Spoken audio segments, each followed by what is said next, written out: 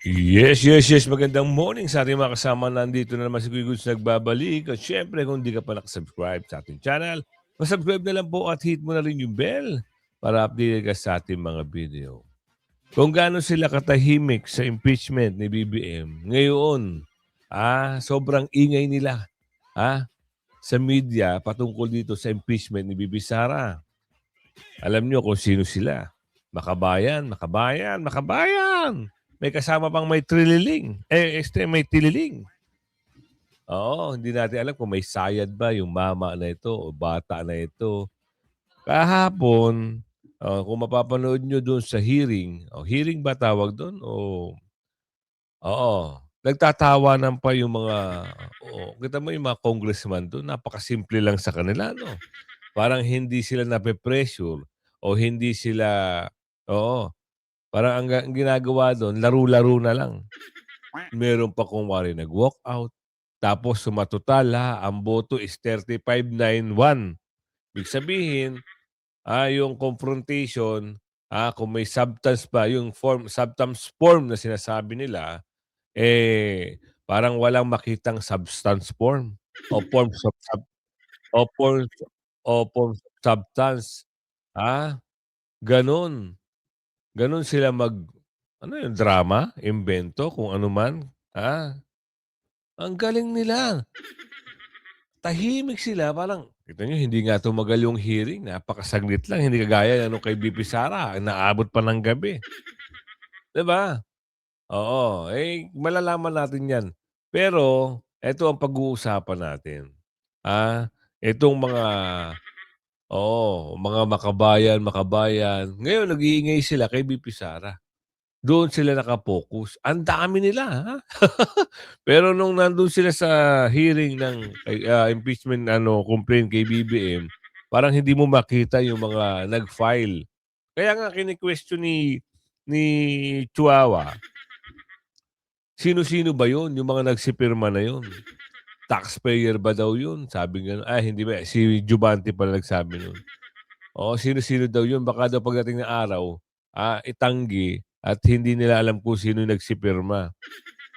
Wala kaming pakialam, magbakbakan kayo diyan basta kami pagtatanggol lang namin si Bibi Sara. Matapos tanggalin bilang Foreign Relation Committee Chairman, Senador Amy Marcos nagsalita na at dalawang bagong impeachment complaint laban kay BP inihain. Yan ang sinasabi ko sa inyo. Meron pa magsasalita diyan, ha? Meron pa, kaya eto pakinggan natin yung usapin diyan. Sa gitna ng patuloy na pag-ugong ng usaping impeachment Oh, laban kay pangalawang Pangulo Sara Duterte, sinikap ng Malacanang na putulin ng mga hinalang ang ehekutibo mismo ang nasa likod ng mga bagong reklamong inihain sa Kamara. Sa isang press briefing nitong Lunes, malinaw ang mensahe ng palasyo na walang kinalaman ang Pangulo o ang Malacanang sa paghahain ng dalawang magkahiwalay na impeachment complaint laban sa Vice Presidente, sa kabila ng mga espekulasyong patuloy na umiikot sa social media at ilang political circles. Ayon kay Palace Press Officer Claire Castro, walang bago sa nilalaman ng mga reklamong isinampa at pawang inuulit lamang ang mga alegasyong matagal nang lumitaw at matagal na ring tinugunan ng kampo ni Sara Duterte.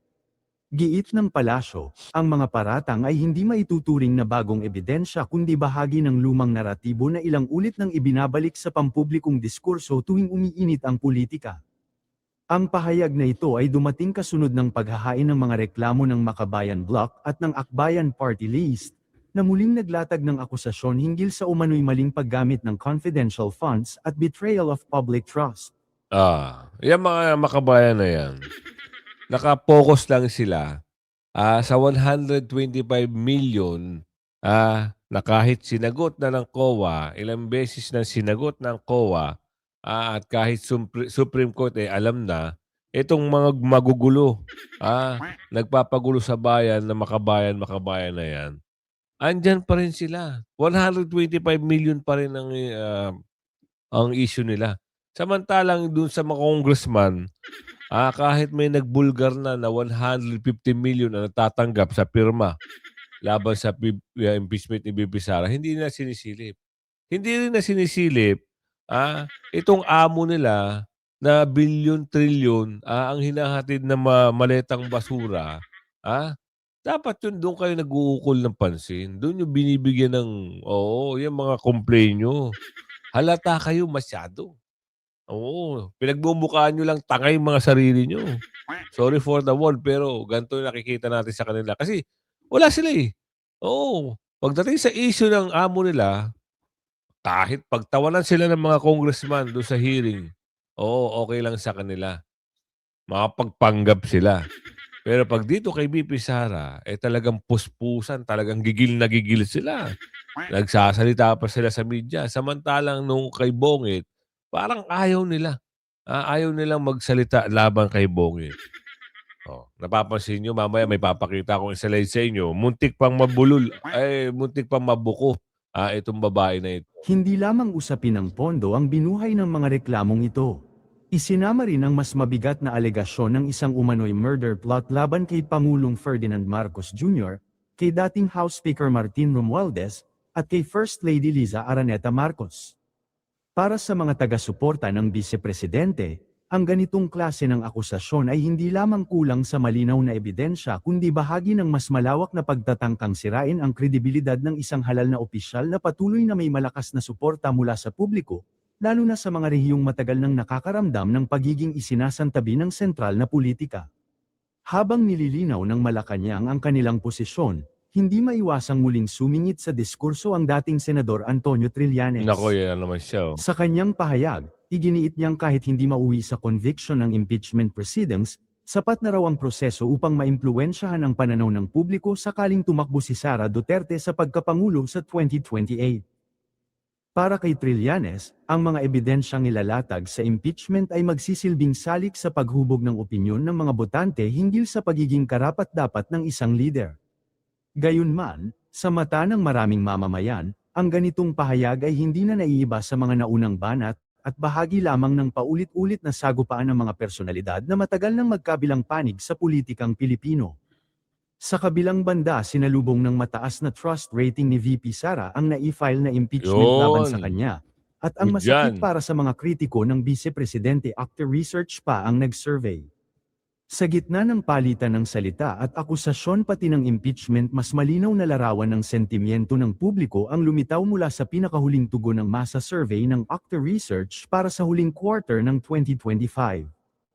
Isinagawa ang survey mula December 16 hanggang December 20 at nilahukan ng humigit kumulang 1,200 na adult respondents mula sa iba't ibang rehiyon ng bansa, na may tinatayang margin of error na nasa 3%. Kahit kaya nga sinasabi natin, kahit anong paninira nila kay VP Sara, talagang mangungulelat itong mga kampo ng mga oo, magkampi-kampihan pa kayo, magsama-sama kayo. Bulangaw, ah, Pulangaw, Pinklangaw, at saka itong mga loyalist, Dilangaw. Nilangaw na, puro kayo nilalangaw. Ah, magsama-sama pa kayo. Isang kulay lang ang gusto ng taong bayan, kulay green, 'di ba? Itong, ito nagsisimbolo ng pag-asa, ang kulay green. Oo, yung mga kulay niyo wala 'yan, mga basura, 'di ba? Pulangaw, dilangaw, bulangaw, tsaka pinklangaw. Puro langaw, puro kayo langaw. Dito tayo mapunta, pagpapalit ng liderato sa Senado. Umuugong-ugong. Ay hindi, mamaya na. Ipasok muna natin pala itong maingay sila, pagdating kay VP Sara. Yung Ayan, kita mo, ayan, yung mga allegations po of bribery na naganap sa DepEd habang siya kita yung niyo, kita nangunguna niyo, ng kita niyo, kalihim ng departamento. Pang-apat, yung Boss, wait lang, boss. Hindi ka ba nanonood? Hindi ka ba nakikibalita? 'Di ba sinagot lahat 'yan ng COA? Tapos meron naman kayong aligasyon. Yung aligasyon ba 'yan, yung mga ginagawa niyo? Oo. Ay mas maganda nga yun maaga kayo nag-file, tapos mababasura lang kasi, 2 pa lang nag-file na kayo, 6 yung 1 year bar rule.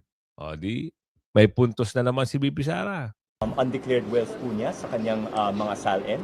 At panlima, yung tungkol sa involvement niya po sa mga EJKs na naganap nung panahon ng administrasyon ng kanyang tatay.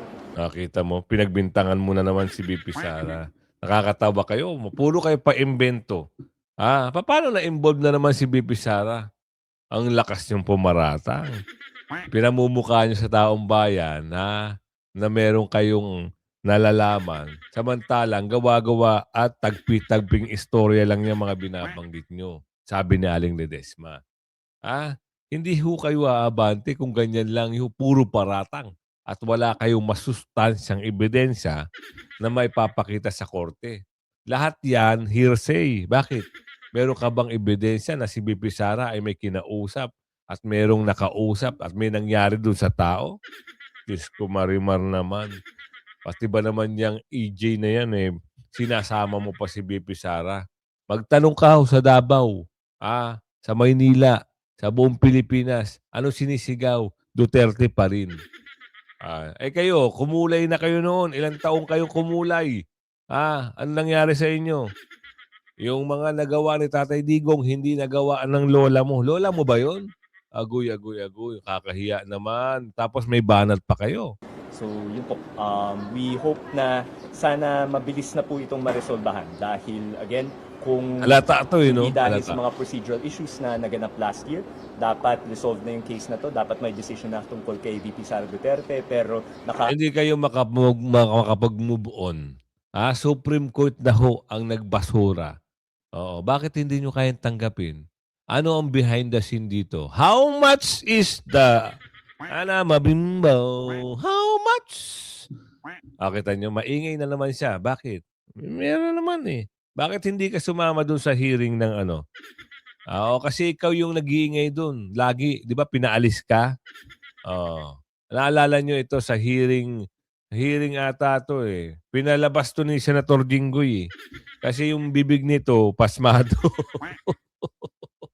Nagsisigaw doon sa hearing, anak ng bogi ka. Ganyan ba may pinag-aralan? Nagtatanong lang ho, Oo. Kung naaalala nyo yung investigasyon nun, na pinalabas ito, 3 sila kasi masyadong pasmado, ayaw na lang makinig.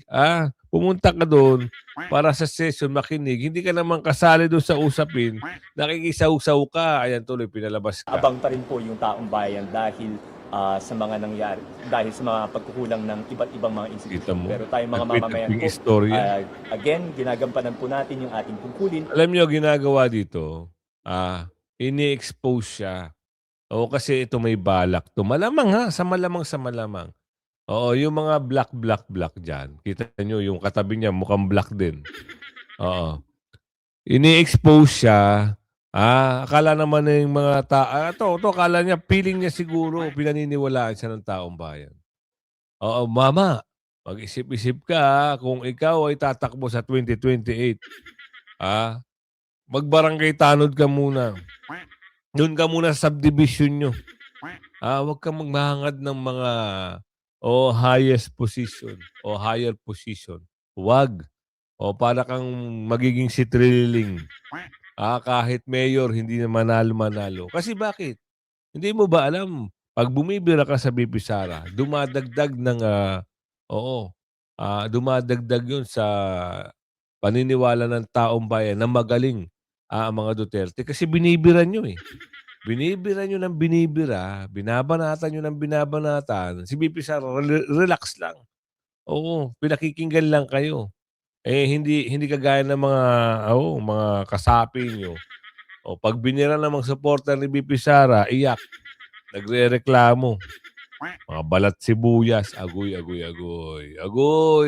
Na manindig laban sa korupsyon, laban sa lahat ng wrongdoings na nakikita natin sa pamahalaan. Maraming salamat. May tanong kami, boss. Bakit hindi kayo nag-iingay patungkol doon kay Bonget? Bakit hindi kayo nagsasalita noong nagkaroon ng pag-uusap kahapon? Ngayon nakatuon kayo kay BP Sara. Nagtatanong lang ho kami. Masyado kayo kasing unfair. Dahil bilyon-bilyon, trilyon-trilyon ng ninakaw. At kalaban nyo yun noong unang panahon, di ba? Kulay sa kulay ang labanan nun Pula sa kadilaw. Pero napapansin namin parang, nagsasanib kayo. Baka kasi hindi kaya daw ang Duterte. Totoo naman. hindi kakayanin ng mga Duterte. Kahit anong gawin nila, 31 million, 32 million. Sasabihin ko sa inyo ang totoo, nadala lang si Bungit ng 32 million ni BP Sara. Totoo yan. Ako hindi ko naman talaga boboto yan, kasi yung may history na sila. Oo, alam na natin ang history nila. Kaya sabi ng magsisisi kayo 'pag binoto niyo yan. Totoo nga. Totoo pala sabi ng lolo ko, magsisisi kayo. O alamin natin kung ano naman yung, pag-uusap, dito sa Senado. Parang nagkakaroon ng balita ng balasahan. Oo, mukhang eto si 2,000, ewan ko kung papalitan ba 'to, tatanggalin sa pagka-Senate President. Pero meron daw siyang pakiramdam. O ano daw yun? Bang nakarating sa inyo? Marami na ako nababasa sa social media, iba-iba eh. Hindi lang yun. Maraming, pinakamaraming fake news sa social media. Talaga ba? As your colleagues are concerned, you think they're solid behind USP? Yeah, I think so. I think so. That's how I was informed. I think so na lang. Kausap naman namin. We have a chat group. Talk to each other every now and then. We discuss some issues and some Senate matters most of the time. So, nagtanong din ba kayo sa chat group ninyo na kasama po ba tayo or what? Meron parang loyalty check. Wala naman. I didn't think it was necessary sapagkat yung sila mismo nagtatanong sa akin din na ano ba itong meron pang nakapost na mga litrato, ganyan. Mga litrato kami, hindi naman kami kasama dyan. May mga ganun. So, hindi na namin. Kita nyo. Merong ugong-ugong talaga na balasahan. Alamin nga natin dito kay Ate Aming, pagpapalit ng liderato, ewan ko kung si Ate Aming nagsalita dito, pero may balita dito eh. Ayan pagpapalit ng liderato sa Senado, muling Ang umugong. posibilidad na magpalit na naman ng liderato sa Senado. Live mula sa Senado, nangunguna sa balita si News 5 Senate Correspondent Mayan Los Baños. Mayan, saan galing ang balitang yan at anong sabi ng mga senador tungkol dito?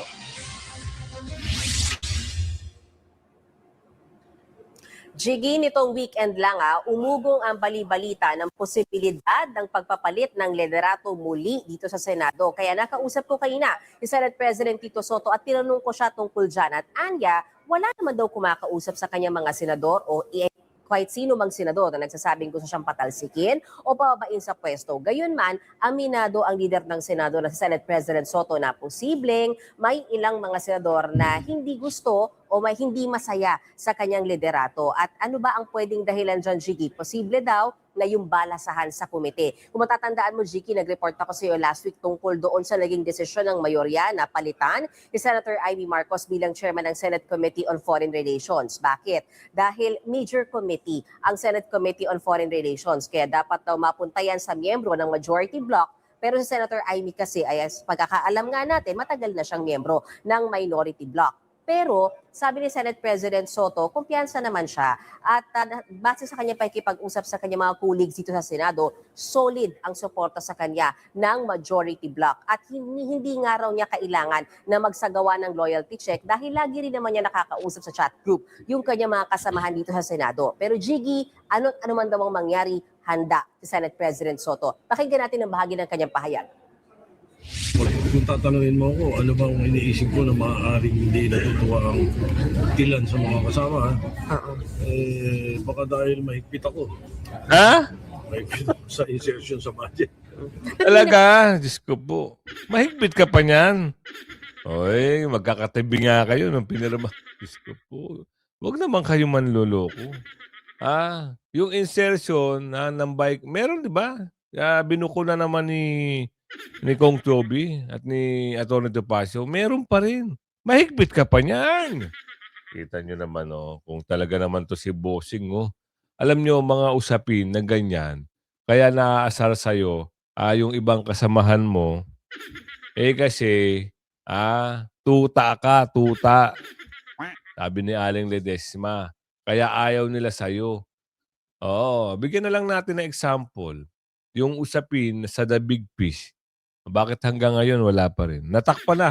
Natakpan na ng iba't ibang issue pero hindi nyo napatawag sa investigasyon yung amo nyo, si Balulong. Bakit?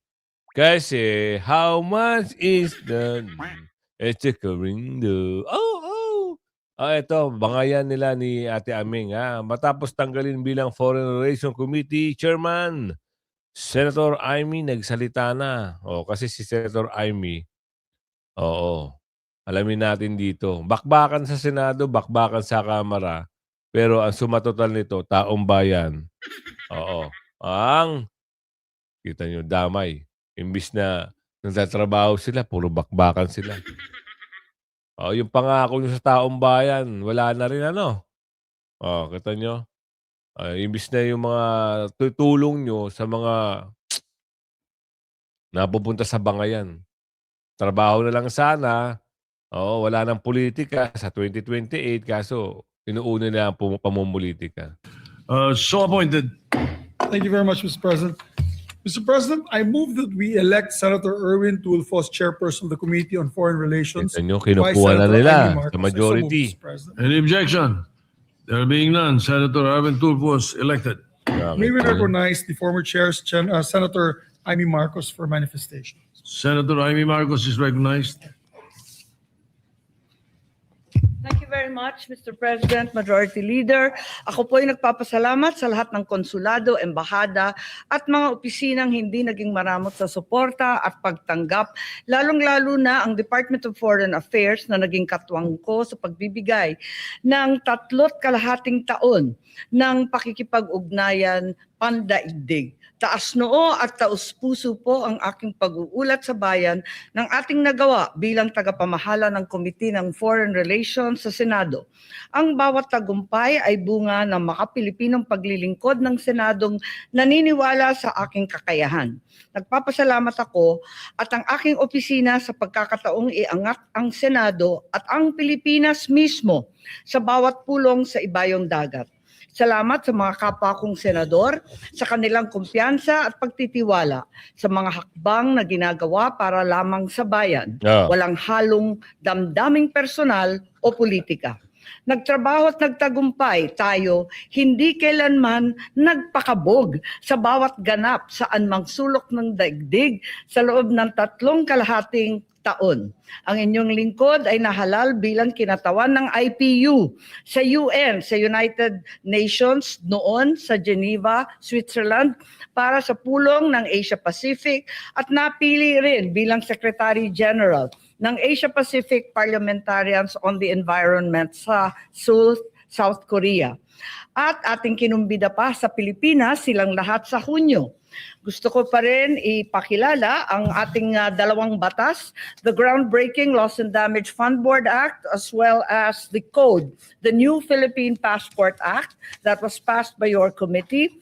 A total of 13 treaties were ratified under our watch. The Violence and Harassment at Work, the Double Taxation Acts, the Social Security Agreements, Cultural Diversity, a long-standing, almost 20-year-old treaty pending for the longest time, and several other acts that should be perhaps the template for many to follow, the Transfer of Sentenced Persons Treaty, the Host Country Agreements, the Philippines-US Narcotics Control, and the Marine Diversity Act. All of these treaties were passed.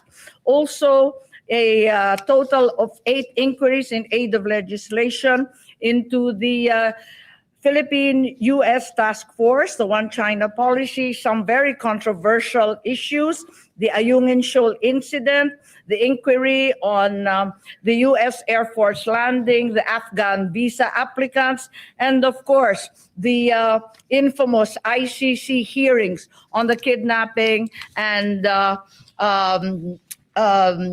extraordinary rendition of former President Duterte to the ICC in The Hague.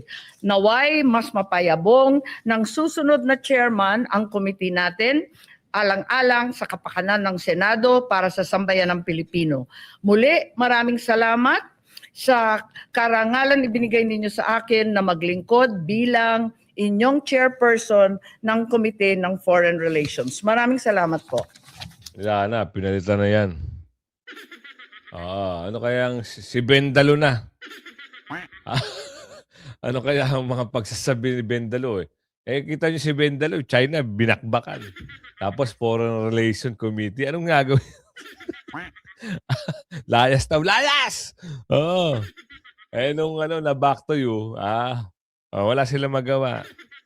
Sabi ng China, sabi ng mga kung gusto nyo yung persona ng grata, lahatin nyo. Ngayon, tikom ang bibig. Kagaling kasi. Tapos Foreign Relation.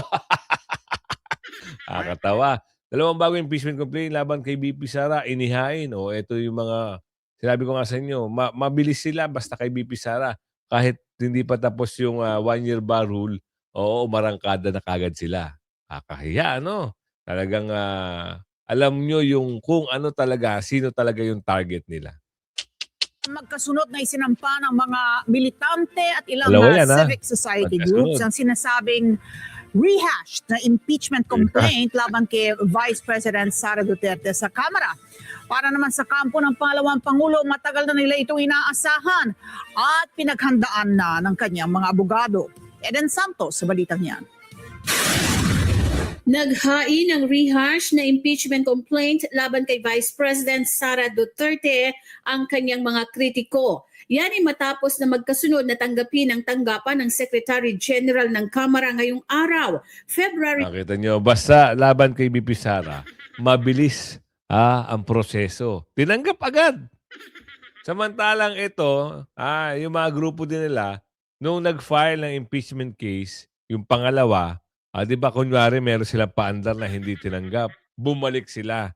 Samantalang yung third complaint na matibay ang sustansya, ebidensya, ay hindi rin tinanggap. Paano? Kakampi ni BP Sara yun eh. Di ba? Eto ngayon, ang bibilis nyo. Hawak nyo kagad yung mga dokumento nyong walang kasustansya. Binasura na nga ng unang impeachment, eto na naman kayo. Sinasayang nyo lang yung pondo ng bayan. To 2026, ang dalawang reklamo na inihain ng mga militante at ilang civil society groups. Inamin ng mga complainant at endorsers na ang laman ng kanilang mga reklamo ay gaya pa rin ang nauna nilang inihain ng impeachment complaint noong 2024 laban kay VP Sara. Pero yung grupo na yan, hindi mo makita yan doon sa complaint ni Bongit. Bakit? Hindi natin alam Makapasa. Kayo, ano sa palagay nyo? Di ba? Kung alam mo na binasura na yan ng una na Supreme Court, maghahain ka ulit. Alam mo, magiging eng-eng lang kayo dyan. Nakakahiya kayo. Lalabas yan, talunan kayo pag hindi nyo na-impeach na naman si BP Sara. Ang lalabas yan, talo, talo, talo, talo talaga kayo. Tuluyang idiniklarang unconstitutional ng Korte Suprema. Naragdag lang nila sa kanilang reklamo ang mga pahayag ni Ramil Madriaga na isang dating aide na nagsumite ng notarized affidavit na nagsasabing naghatid siya umano ng cash mula sa confidential funds ni Vice President Sara Duterte. Ang ground ng unang reklamo ng Makabayan Coalition ay betrayal of public trust dahil sa umano'y hindi maipaliwanag na paggastos ng Vice Presidente ng kanyang 612.5 million pesos na bakit? Magkano yan? Magkano? 612 million pesos. Betrayal of public trust. Yun lang ba kaya nyo? Hindi nyo kayang halungkatin itong bilyon-trilyon na maletang basura. Ng boss nyo. Talaga naman. Halatang halata. Kaya kayo mga nanonood, yung mga ganyang mga tao, pag tumakbo yan sa lugar nyo at nakita nyo na, ayan yun, ekis kagad. Huwag nyong iboboto kasi masasayang lang. Kita nyo, wala silang katigil-tigil na mag-file against BP Sara sa pangalawang pagkakataon. Kahit alam na nilang binasura na yung unang complaint nila. Eto na naman sila, umaarangkada na naman sila. Mga loser yung tawag niyan. Bakit? Bakit na naman kayo aarangkada? Sinagot na nga ng COA. Ang kataas-taasang hukuman sumagot na at nagdesisyon na. Mangungulit pa kayo. Para saan? Paguluhin na naman? Paguluhin na naman ang gobyerno. Magulo na nga Ubus na nga ang kaban ng bayan. Sumasaw-saw pa kayo. Sabagay, dyan kayo umaasa. Pansin nyo, wala pa si Au-Au dyan Kasi panibagong grupo yan Circle of friends yung mga yan. O kaya sinasabi ko sa inyo, lagi kayong aantabay sa ating mga informative videos at mga vlogs. Kaya kung hindi ka pa nakasubscribe, lagi mong tatandaan, mag-like, share, subscribe, at share mo yung video natin. Hanggang sa muli, bye-bye!